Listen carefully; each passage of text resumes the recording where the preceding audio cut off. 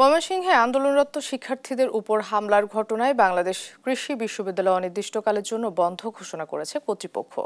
শিক্ষার্থীদের সোমবার সকাল ৯টার মধ্যে হল ত্যাগের নির্দেশও দিয়েছে প্রশাসন।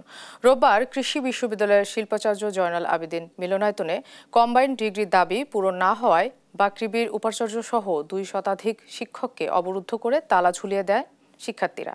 পরে সন্ধ্যা ৮টার দিকে আন্দোলনরত শিক্ষার্থীদের উপর দেশীয় অস্ত্র নিয়ে হামলা চালায় বহিরাগতরা।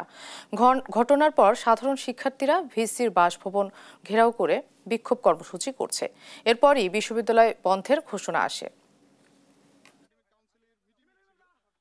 পেশ করছিলাম এই সময় ঠিক এই মোমেন্টেই বাইরের কিছু সন্ত্রাস তারা এই রাস্তা দিয়ে আমাদের উপর হামলা চালায়।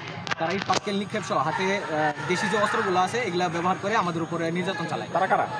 তারা আমরা জানি না, তারা স্টুডেন্ট না, আমাদের বিশ্ববিদ্যালয়ের অন্তর্ভুক্ত কেউ না, তারা বাইরের, সোজা কথা বলতে গেলে তারা লোকাল। এখন আমাদের বিশ্ববিদ্যালয়ের প্রশাসন এখানে একদম নীরব ভূমিকা পালন করছে বলতে আমরা বলতে পারি তারা ব্যর্থ।